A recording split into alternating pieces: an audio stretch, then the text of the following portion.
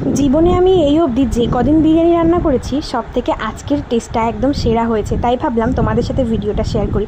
ভিডিওটা একটু বড় হয়ে গেছে, তারপরেও একটু তোমরা ধৈর্য ধরে দেখলে, যারা বিরিয়ানি রান্না করতে পারো না আমার মতো, তারাও হয়তো পারলেও পারতে পারো। তো যাই হোক, প্রথমে এই যে বিরিয়ানির চাল ভিজিয়ে রেখেছিলাম, আর তারপরে এই যে বিরিয়ানির জন্য ও যে চিকেনগুলো নিয়েছিল বড় বড় পিস, সেগুলোকে ভালো করে ধুয়ে রাখলাম।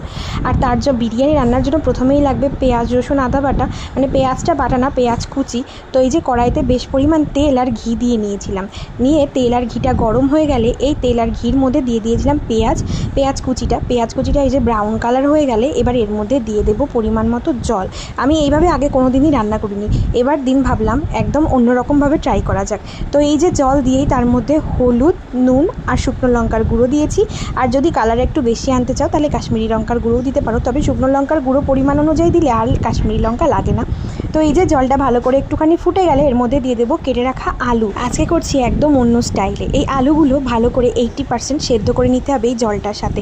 তো সেই জন্যই কিন্তু আলুটা দিয়ে দিয়েছি। আর এর মধ্যে এবার দিলাম ওই যে আদা আর রসুনের যে বাটাটা, ওটা মিক্সিতে বেটে নিলে বেশ ভালো হতো, তো আমি শিলনোড়ায় থেতো করে নিয়েছিলাম, তো দিয়ে দিয়েছি।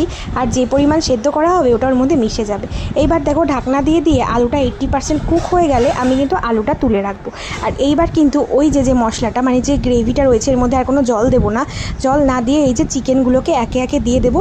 আর এর মধ্যে কিন্তু চিকেনগুলোকে একে একে দিয়ে পরিমাণ মতো নুন দিয়ে দেবো, না হলে কিন্তু চিকেনের মধ্যে নুনটা ভালোভাবে ঢুকবে না। আর এইবার কিন্তু বেশ অনেকটা সময় আস্তে আস্তে করে চিকেনটাকে সেদ্ধ করতে হবে। আর এই যে মশলা দিয়ে চিকেনটাকে ভালো করে এই যে মিশিয়ে দিচ্ছিলাম যাতে ঢেকে আস্তে আস্তে সেদ্ধ করা যায়।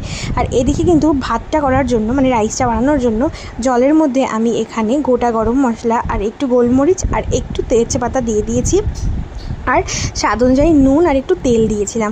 আর তারপরে জলটা টকবক করে ফুটে গেলে এই যে চালটা ভিজিয়ে রেখেছিলাম আগে থেকে, চালটা দিয়েছি। আর এদিকে দেখো এটাও কিন্তু বেশ ফুটে উঠেছে। তো এইবার এই যে এর মধ্যে মানে চিকেনটা 80% যখন সেদ্ধ হয়ে যাবে ওর মধ্যে আলু দিয়ে দিয়েছি। আর এদিকে রাইসটা হয়ে গেছে, রাইসটার জলটা এবার ঝরিয়ে নিতে হবে।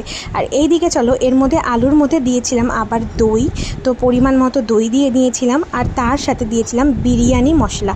তো বিরিয়ানি মশলাটা মানে সানরাইজের বিরিয়ানি মশলা তোমরা ইউজ করতে পারো, আমি এখানে একটা অন্য বিরিয়ানি মশলা ইউজ করেছি, তবে সানরাইজের মশলাটাও কিন্তু দিলে হয়। এবার মশলা দিয়ে ভালো করে মিশিয়ে নিতে হবে।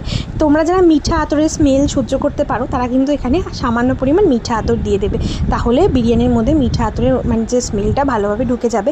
তবে আমার মিঠা আতরের স্মেলটা খুব একটা ভালো লাগে না, সেই জন্য দিইনি। এবার আরও 10 মিনিট ফুটিয়ে নিয়ে এরকম হয়ে গেছে, তারপরে আমি কিন্তু হাঁড়ির মধ্যে দিয়ে দিয়েছি। আমি আজ অবধি যে কবার বিরিয়ানি রান্না করেছি আমি কিন্তু লেয়ারে লেয়ারে দিয়েছি, তবে এইবার আমি আর কোনো লেয়ার টেয়ার দিইনি। নিচে একদম বিরিয়ানির মানে যে রাইসটা